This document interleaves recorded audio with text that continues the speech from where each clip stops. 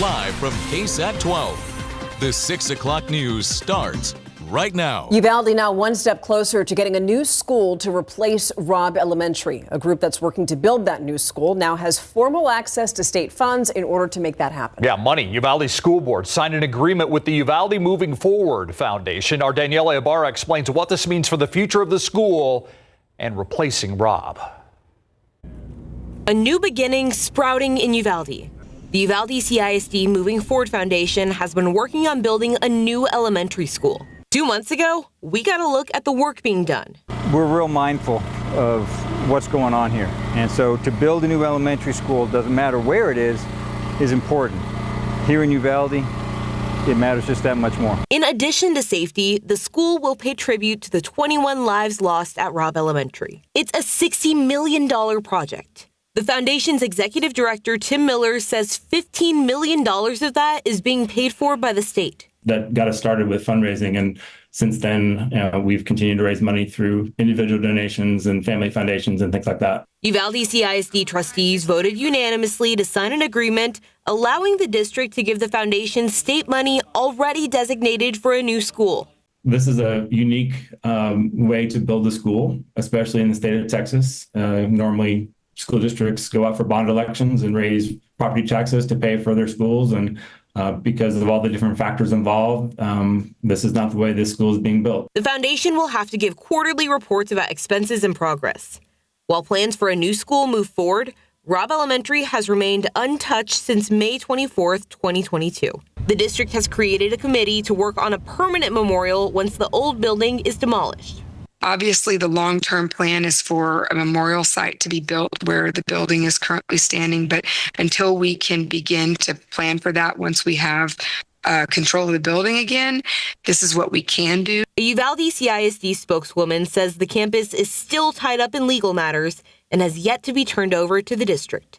Danielle Ibarra, KSAT 12 News. As for the construction, Miller says the foundation is being laid down. They still need about $20 million to get that project finished. Miller is saying that he is confident that the donors are going to help them meet that goal. Let's go to Floresville right now with the developing story. People being asked to avoid an area off H and 9th Street following an explosion there. The city of Floresville taking to Facebook saying a fiber optic company hit a gas main in that intersection, causing the explosion. We've got a picture in from the Wilson County News. You can see the flames and the damage from the explosion. No evacuation needed, but people are being asked to stay away as of now. Despite this home being destroyed, no injuries have been reported. Also developing right now, police arrested a man in connection to a nearly 30-year-old cold case involving a 15-year-old girl that was sexually assaulted. The suspect in this case is 55-year-old Arthur Quiroga. According to SAPD officials, the girl was walking on a South Side street back in July of 1998 when Quiroga allegedly used a firearm to abduct and threaten the teen before allegedly assaulting her. Now, a rape kit was conducted back then, but you have to remember that this was almost 20 years ago, or more than 20 years ago, and back then, DNA tracking wasn't as modernized as it is right now. In June of this year, SVU detectives got a notification from the Combined DNA Index System, which also is called CODIS, matching Quiroga's DNA to the sample that was taken from the rape kit back in 1998. Now he's facing an aggravated sexual assault of a child charge. And neither talking nor tear gas seemed to make much of a difference to a man who was barricaded inside a home after an early morning shooting. San Antonio police say 35-year-old Carlos Herrera remained holed up inside a home for 5 hours. This was on Taft Street, not far from Highway 90 and Frio City Road. Police say Herrera pistol whipped a woman, then shot her in the head about 6 this morning. They called in a SWAT team and negotiators, hoping to get him out of the house. Police say finally they sent in a dog. Found him up in the attic in a crawl space. I don't know if it's attic, a crawl space. And he was covered with a bunch of sweaters. Police were able to arrest Herrera peacefully. He faces a list of charges. At last check, the woman who was shot is in critical condition at this hour. The Republican National Convention now in full swing. Day 2. Former President Donald Trump made an appearance last night and announced his choice for vice president. ABC's Mary Alice Parks is inside that convention hall in Milwaukee with more on what to expect today and also President Biden's return to the campaign trail over in Nevada. Cheers as former President Donald Trump made a dramatic entrance to his party's convention in Milwaukee, ear bandaged, wounded from that assassination attempt. Trump's newly minted running mate, Ohio Senator J.D. Vance, returning to the Pfizer Forum this afternoon. Vance had in 2016 called Trump dangerous and unfit, but in the Senate now, a fierce defender of the former president. This year, telling our George Stephanopoulos, had he been the vice president, he would not have certified the 2020 election results, despite Joe Biden's clear win. He would have let Congress decide. If I had been vice president, I would have told the states like Pennsylvania, Georgia, and so many others that we needed to have multiple slates of electors, and I think the U.S. Congress should have fought over it from there. The first night of the convention, an appeal to Democrats' base. Teamsters President Sean O'Brien addressing Republicans, the first boss from the powerful union to do so. Today, the Teamsters are here to say we are not beholden to anyone or any party. Democrats pushing back. The head of the AFL-CIO in Milwaukee, alongside Democratic leaders, calling Biden the most pro-union president in history. Will my life be better when Trump lets my company force me to work overtime without overtime pay? President Biden back on the campaign trail in Nevada. We're told he will continue to draw sharp contrast with Trump, even as he urges the country to lower the political temperature and condemn political violence, saying it was a mistake for him to have told donors just days before the shooting, time to put Trump in a bullseye. It was a mistake to use the word. I didn't say crosshairs. I meant bullseye. I meant focus on him. Focus on what he's doing. Tonight, we are expecting to hear from some of Trump's former opponents, including Nikki Haley, the party clearly wanting to send a message that they are united behind the former president. Mary Alice Parks, ABC News, Milwaukee. Okay, now back here at home. Here's a live look outside. Beautiful blue skies here. 6:05, 96 degrees. Adam Caskey joins us now. Yes, and we did not hit 100 degrees. It's official. 99. Close, I know, but just 1 degree shy, technically speaking, not 100. And so our count for 100-degree days so far this year remains at 12. We got close today. Now, you compare this to this time last year, and we had 22. This time in 2022, we had 37. But of course, last year was the all-time record high with 7,500-degree days. Tomorrow's going to be very similar. 77 in the morning, 91 at noon, 98 for the high temperature with a lot of sunshine. So we could briefly hit 100 triple digits tomorrow afternoon. We think we'll be just a hair shy of it again, at least here in San Antonio. You go down to the south and west in the typically warmer locations, 100, Carrizo Springs, Cotulla, even La Pryor as well. 102 for the high temperature tomorrow in Del Rio, 96 in Gonzales, and 97 in Kerrville. But we actually have my main highlight for the weather headlines: rain chances in July. I like what I'm seeing, especially relative to this time of year. We'll talk about that along with a dip in temperatures coming up, Steve. Wow, two unusual things to be dealing with in July. Thank you, Adam. Let's go to traffic right now. 410 in Blanco, and you can see traffic is heavy, but not all that unusual for this time of day as 410 heads towards I-10. And this is 35 at New Braunfels. You can see what looks to be a stalled vehicle off to the side. That is slowing down traffic. No emergency vehicles on the scene right now, but traffic is certainly backing up as people are trying to steer clear of whatever's going on with that vehicle. He's one of 6 people charged in connection with the 2022 capital murder case. But Jonathan Tijerina is going to be the only person out of those 6 who's going to trial. Erica Hernandez explains that case against Tijerina and why his attorneys tell jurors he's not guilty. It happens really quick, but it is absolutely chilling to watch. Prosecutor Austin Stout laid out the state's case against Jonathan Tijerina in opening arguments.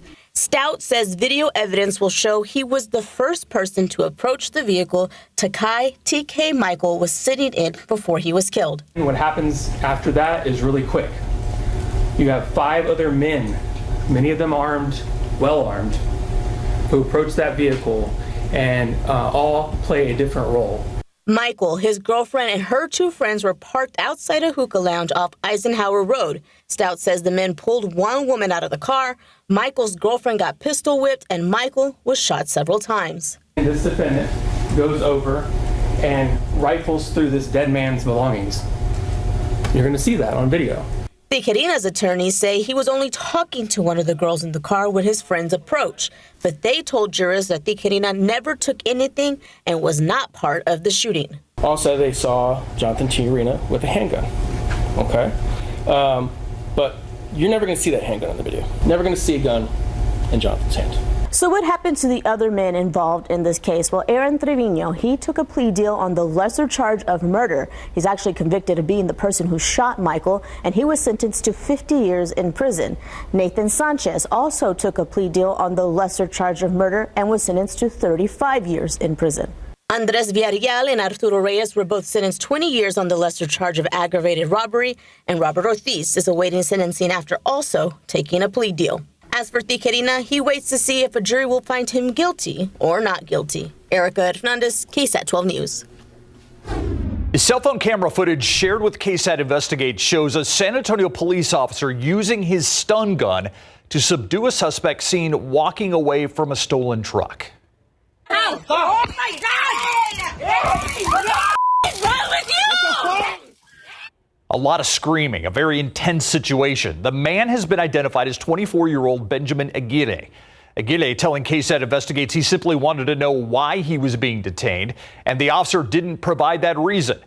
SAPD's master taser instructor walked us through when it's appropriate for officers to use their stun guns. When can we use the taser? When lesser means have failed to accomplish that arrest. So if I've already tried verbal and hands-on and that's not working, then our policy allows us to move up to the next force available, which would be intermediate weapons. KSAT Investigates takes you inside this chaotic scene tonight on the Night Beat at 10. You can also read KSAT Investigates' full investigation right now on our website. Just simply scan the QR code on your screen. Happening later on this week, it is Doc Talk. And this week, it's all about the kiddos. So scan this QR code right there if you have any medical questions that you have related to kids care. And we'll take those questions that you send us directly to a local pediatrician. And then you could watch KSAT 12's Doc Talk, which airs every Thursday at 6:30. After the break, relief efforts from Hurricane Beryl continue. How many people are still without power in the Houston area? And how San Antonio has been helping in the recovery and relief process.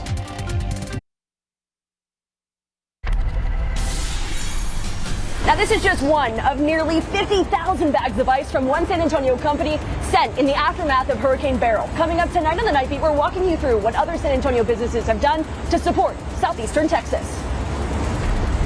San Antonio helping out. That's tonight on the Night Beat at 10. You know, it's been just a little bit more than a week since Hurricane Beryl made landfall on the South Texas coast as a Category 1 storm.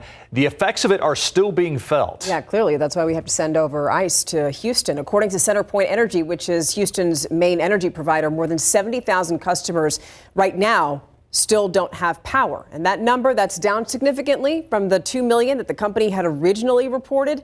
CenterPoint says that 14,000 crew members are out there. They're working 16-hour shifts in order to restore power. The power company says that it expects to reach 98% power restoration by the end of the day tomorrow. And Judge Peter Sakai releasing the names today of all the groups from San Antonio who helped with Beryl relief. Those include the Red Cross. They provided help with shelter and food. CPS Energy sending crews to help with power restoration. HEB helped get ice to cooling stations across Harris County. And Bexar County Emergency Management helped with supplying generators. Again, those are some of the organizations that helped. But we're going to also profile some of the local companies that helped coming up on the Night Beat.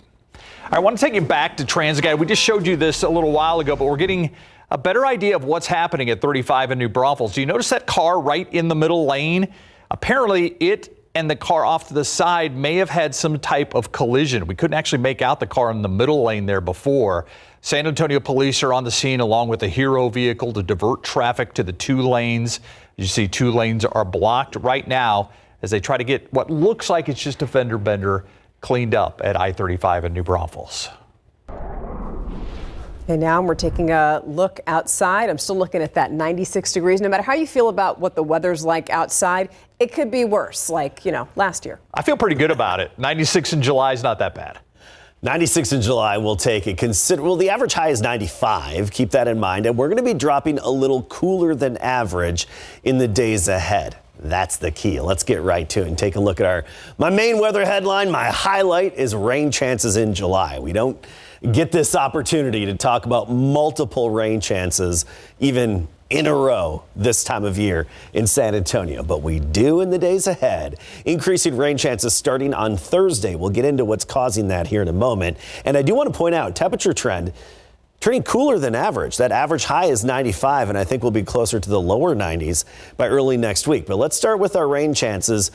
Basically anywhere from 20 to 40% daily from Thursday through the weekend and into next week. Right now, next week is starting to stand out a little bit more in terms of slightly better odds or better coverage of those showers at 40%.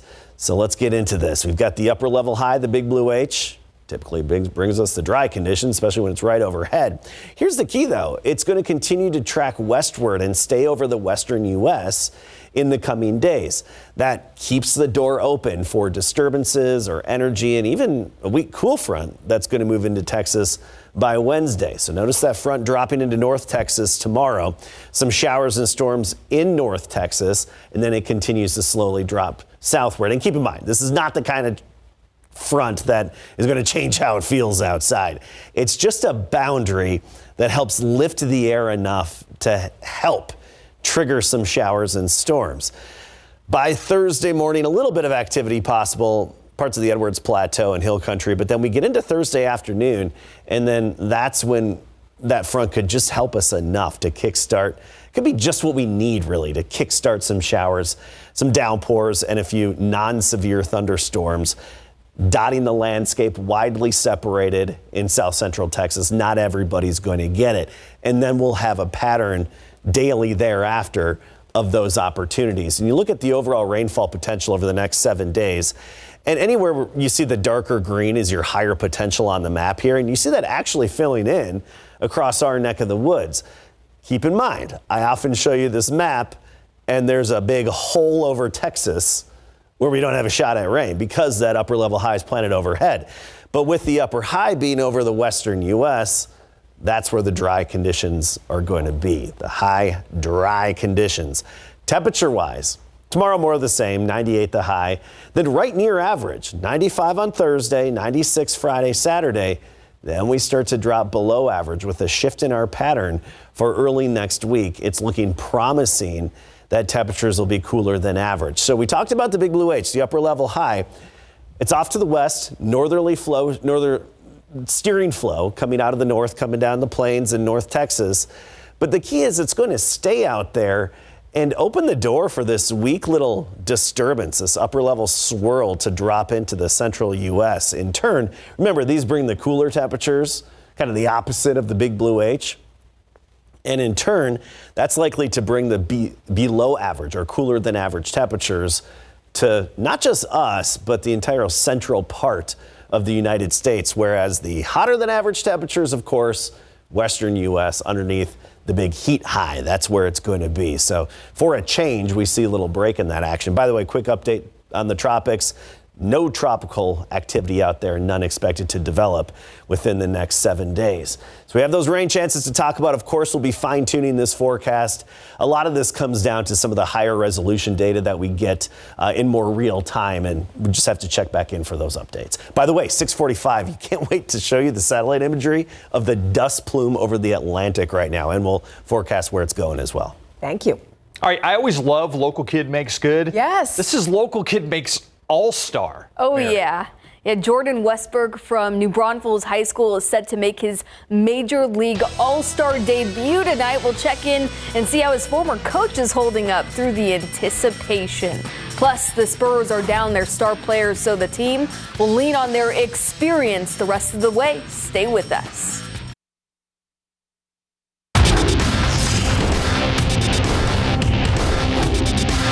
We talk about it, and I'm sure my kids are tired of hearing about Jordan Westberg, about Bryce Miller, about Ralph Garza, about James MacArthur, but that's exactly what it takes.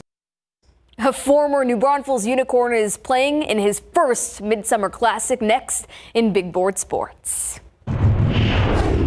It's not every day you get to say that one of the San Antonio area's own is playing in the MLB All-Star game. Tonight, New Braunfels alum Jordan Westberg will be playing for the American League representing his Baltimore Orioles at Globe Life Field. In anticipation, we went out to Westberg's former stomping grounds to chat with his high school coach to hear about the magnitude of this moment.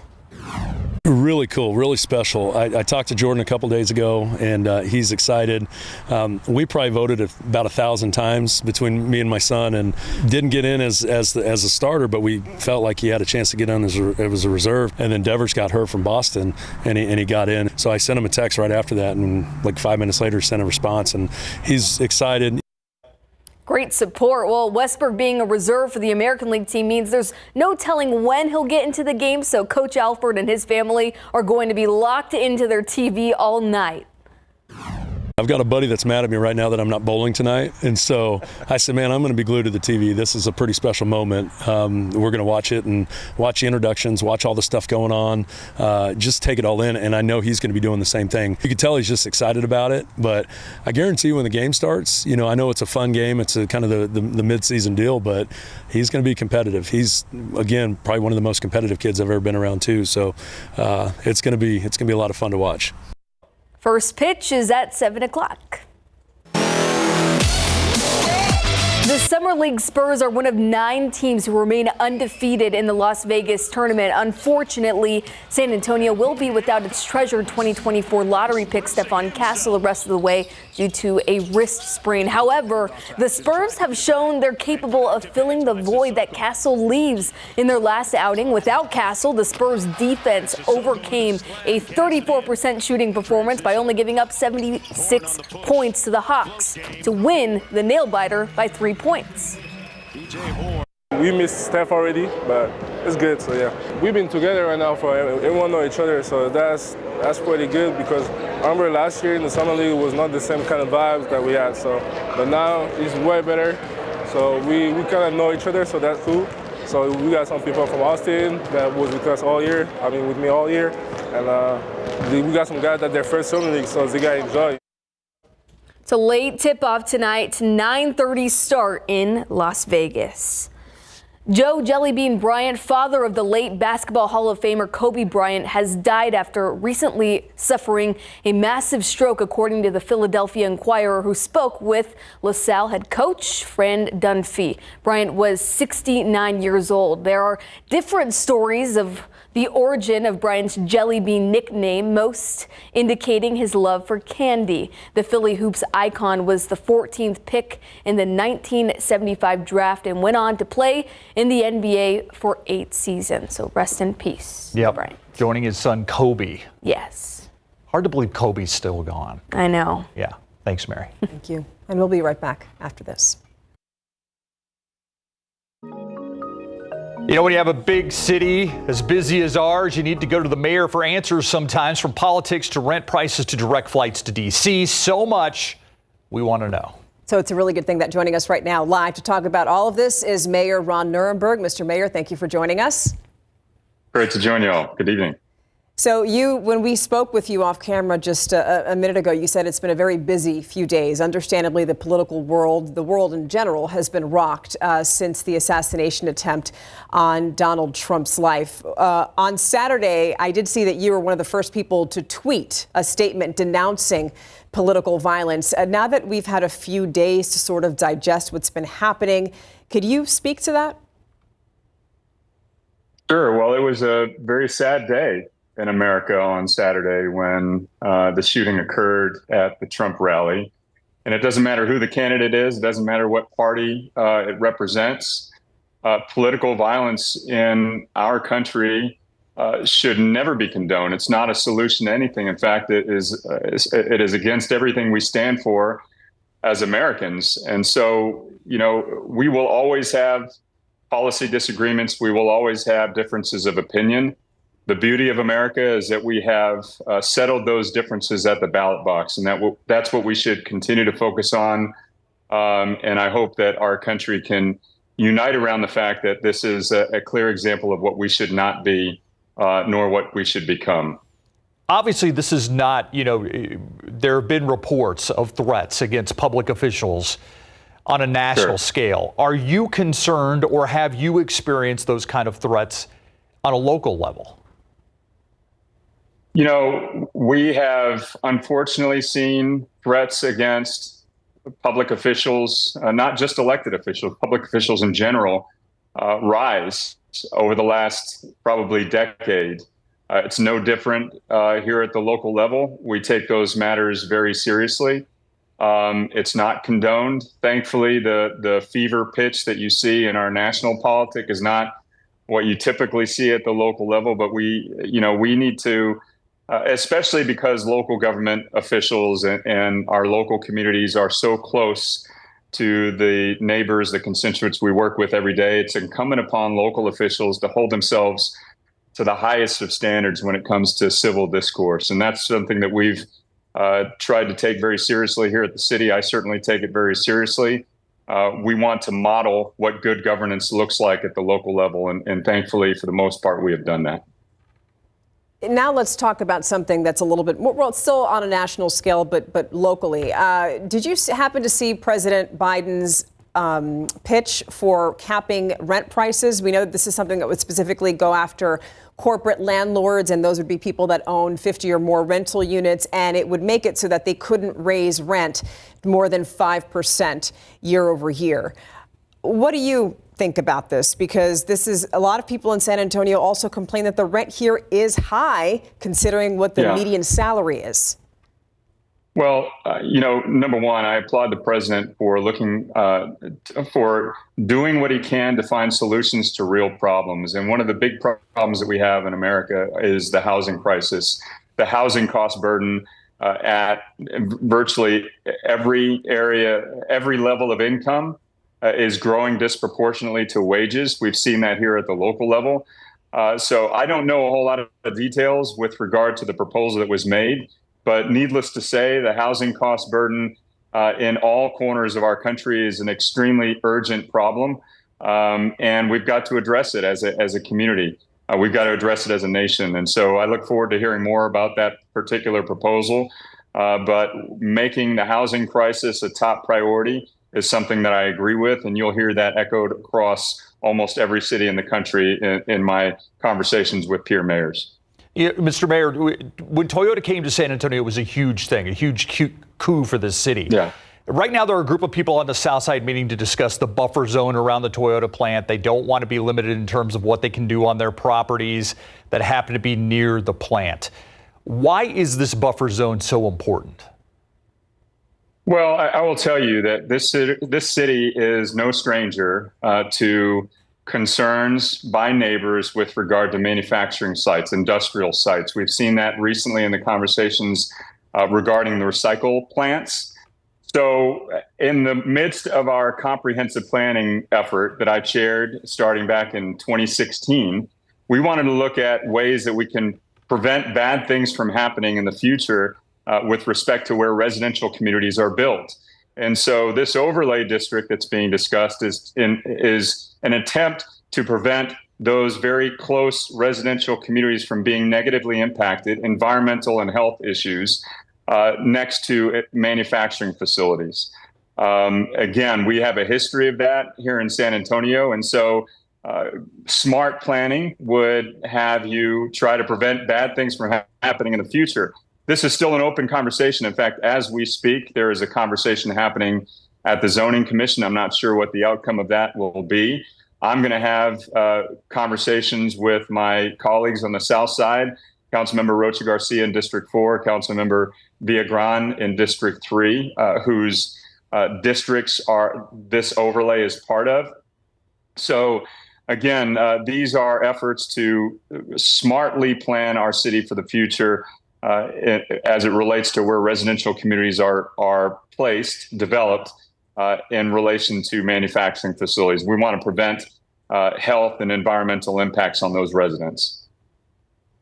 And we want to move on to the next thing, which is San Antonio flights, direct flights from, or did you want to ask a follow-up question? We're good. Okay, direct flights from San Antonio International to D.C. Obviously, that's been something we've been waiting for a long time. Do you have any update on that And if so, do you have dates for us? Yeah, it seems like we've been giving y'all play-by-play as every step of this has unfolded over the last really 10 years. Military City, USA, we have the largest concentration of military assets outside of the Washington-Reagan area. We also have a tremendous number of federal agencies and, of course, business and local resident travel to and from the Washington-Reagan area. We are the largest underserved market in terms of nonstop connectivity to Washington-Reagan, the Washington National Region. So we've been working very hard. There is news. American Airlines has submitted their application. It is an exclusive with SAT, with San Antonio, to carry that service between SAT and DCA. The application period is closed, so no new applications will be accepted. We're now in a waiting period. So we expect within the next couple of weeks or so, the FAA will assign those slots, and there'll be 5 communities, 5 carriers selected.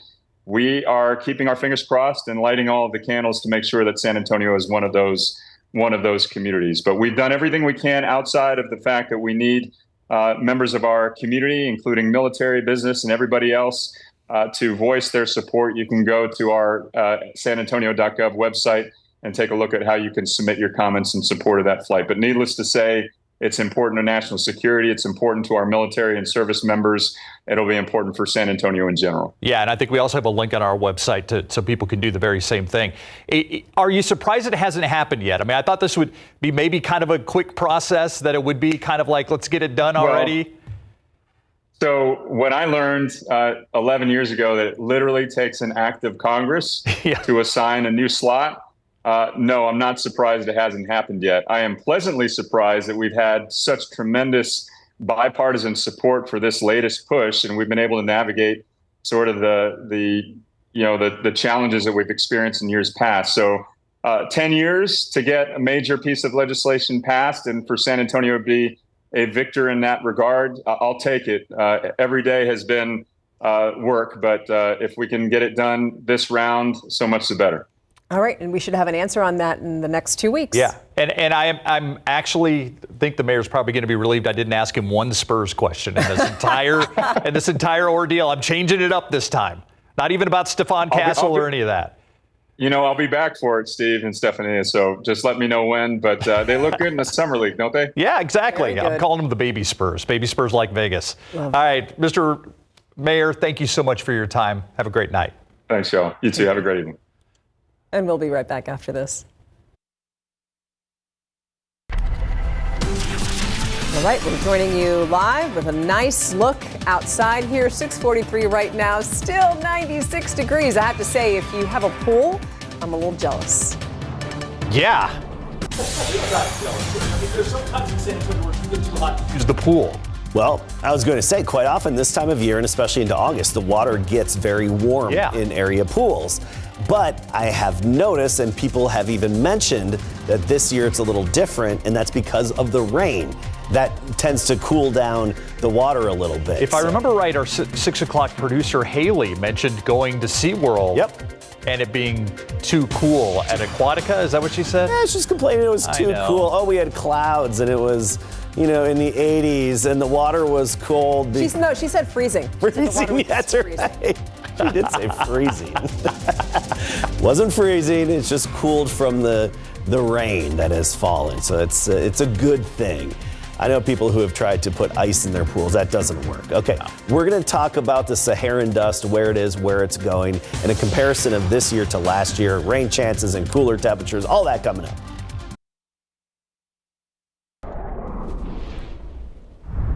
All right, we have rain chances, cooler temperature chances, and yes, don't check your calendar, it's still July. Hard to believe, isn't it? It's great. It's mind-blowing, and I know we all want more rain, but let's also just keep in mind that it's good to have any shot at rain and even the potential for below average temperatures this time of year.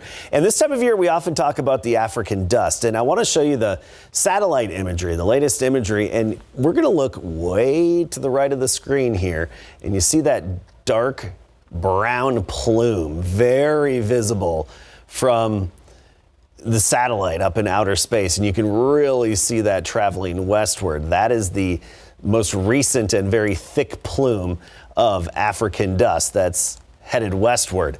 So there's that thick plume. It's headed westward, but I don't anticipate it to really make it here and affect our sky conditions or haze conditions. It's going to be swirled around through the Caribbean and parts of the western Atlantic, make it into the Florida area by this weekend, and the Bahamas as well, of course, making it into the Gulf by Sunday. But between now and then, we're not expecting any noticeable Saharan dust. And there has been some recent research over the years, especially by NASA, that does indicate that that dust inhibits tropical cyclone development, formation, and strengthening. And it's very quiet out there right now, even along the intertropical convergence zone. Not a whole lot of action. And I do think the dust plays a little bit of a role in that, especially in the eastern Atlantic at the moment. But we have other rain chances to talk about. We look to the tropics for a shot at rain because quite often that's one of our only hopes this time of year, except what's coming toward us with a shift in our weather pattern. Starting Thursday, some daily rain chances back in the picture. 30% Thursday, 20 to 30% Friday, Saturday, then even up to 40% early next week. It starts with this weak boundary, technically a cool front, but not the kind of front you think of when we traditionally think of cold fronts. This is just a wind convergence line is what it is. When you get that, the wind hits each other and rises upward, and that lifting motion helps to kickstart some showers and storms. And that's going to be the case on Thursday. We're talking non-severe, kind of like what we've been experiencing recently. Some pockets of heavy rainfall, downpours, and a few cracks of thunder with some flashes of lightning. And notice Thursday afternoon, not everybody getting it, and don't focus on exactly where you see it on the map here, where the computer's generating some showers. It could be anywhere within view here, anywhere within basically the KSAT 12 viewing area. So there's the hope and at least the possibility of more rain on the way. And one reason for it is the upper level high, the big blue H, the dry high. We're used to it being overhead this time of year. It's going to be over the western U.S. and it actually opens the door for a weak disturbance in the upper levels. We don't see this often, making it into the central U.S. And that's also going to cause the below average temperatures or cooler than average temperatures likely in the longer term. We're talking 6 to 10 days. Cooler than average in the central U.S. and here in our neck of the woods. Of course, where the heat high is, off in the western U.S., different story. They're going to be way above average. They could even be record breaking. 98 tomorrow, so another warm day tomorrow. Then mid-90s Thursday through Saturday, right near average. Average high 95. Then we drop below average into next week in the lower 90s. A lot on the screen here, I know. Okay, but this is a blog that's on KSAT.com. Spivey just crunched the numbers. Those pink numbers, those were our high temperatures in July last year. And then on the bottom, you have what were our highs and our forecast going forward. And you see quite the contrast. You can ingest this more in depth, KSAT.com/weather. Just shows we're having a cool year. Well, very different than last year, too, which broke every kind of heat record possible. Yeah. Okay, we'll take it. I hate to say 98, 99 is cool, but it is compared to last year. It's not as hot. Yeah, it is hot. There we go. Coming up. Are you done, Adam? We're buzzing soon. Okay. Yeah, are we buzzing? I just want want to make sure you're all right. No, we're buzzing. We're going to talk about ghosts, goblins, and a mirage after the break. We were just talking about the heat, so why not talk about Halloween? Yes, my friend, spooky season is a few months away, but it'll be here before we know it. And starting Thursday, some of Home Depot's biggest Halloween decorations are going to go on sale. The home improvement giant will once again have Skelly, the colossal 12-foot tall animated skeleton, along with its sidekick, which is Skelly Dog. All right, we don't have time to tell you about the Mirage Resort closing in Las Vegas today. Hopefully, we're going to tell you about it tomorrow and all the money they're giving away. We'll be right back.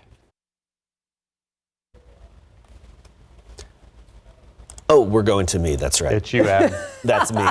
Sorry, I was typing up the forecast article and I thought, oh, there we are. Yeah. Thought you were thinking about cookies and cash. I am thinking of.